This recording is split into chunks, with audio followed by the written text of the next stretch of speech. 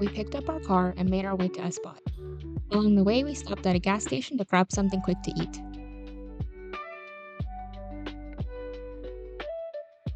Our ambitious plan was to hike the Carros or Chariots of Fire. We started off the hike feeling great. We got lucky with sunny weather and a pleasant breeze on our backs. The last hut-to-hut hike we did was in the Dolomites in Italy.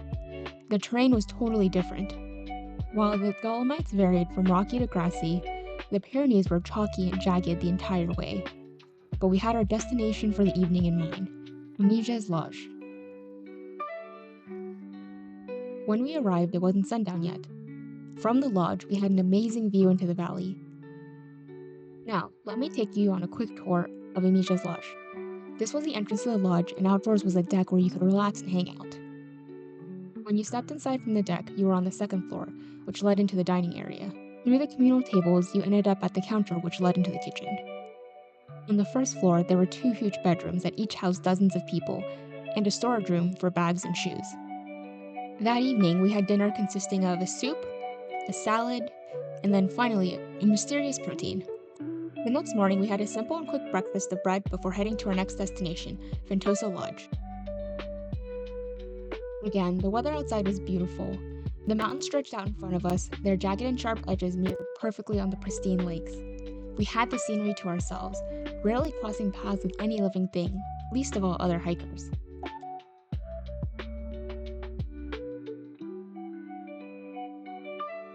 After several hours of climbing, we stopped by a lake to eat our lunch.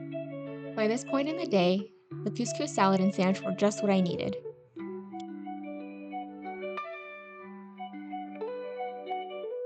As luck would have it, just as we spotted Ventosa Lodge in the distance, I tripped and twisted my ankle. I felt pretty frustrated and upset at this turn of events, but the silver lining was that we were so close to civilization.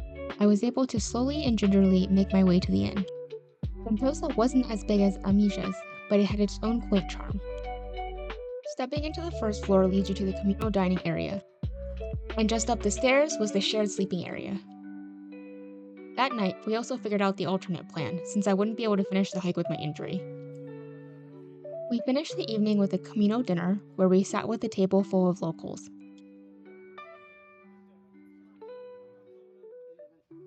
The next morning, we had breakfast, picked up our packed lunches, and then headed out for the day.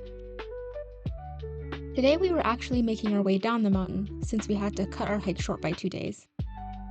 Despite my hopes for a speedy recovery, my ankle was still sore and swollen. Since we weren't pressed for time anymore, we started interacting a bit with the cows that crossed our path. Despite Dan's best efforts, the cows didn't really seem interested in his overtures. Sadly, Dan is no stranger to this particular series of events. He received a pretty similar treatment from the llamas in Ecuador. About halfway down the mountain, we stopped and enjoyed our bagged lunches by the water.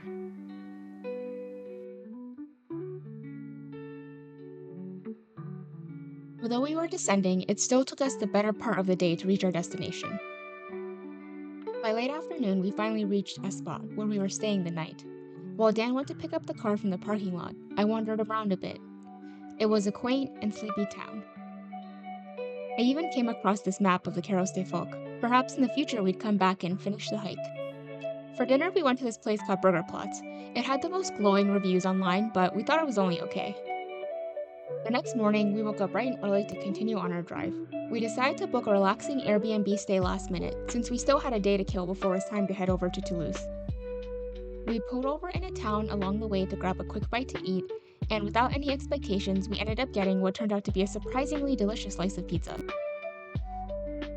After a bit more time driving down roads flanked by quaint European houses and tree-lined paths, we finally arrived at our Airbnb. Their Airbnb was run by a family which had converted an old farmhouse into guest houses. Stepping into the front door led you directly into the kitchen and breakfast area. The space was well equipped with lots of dishes, utensils, and appliances. The guest house also had a formal dining area. All the bedrooms were upstairs. Since we were the first to arrive, we were assigned the master bedroom. The room was incredibly spacious and it had super high ceilings. A huge window let tons of light into the room and overlooked the property. We hung around the pool a bit and then we decided to play with the animals. Scattered about the property were a couple of chickens, 3 horses, and a lazy dog. Unlike the cows we saw earlier, these horses were quite friendly. We enjoyed a peaceful and relaxing evening, petting all the animals and feeding them snacks. Although this experience wasn't part of our original plan, we still made the best of our time and ended up with a nice break between the hike and exploring our next city, Toulouse, France. See you in the next video.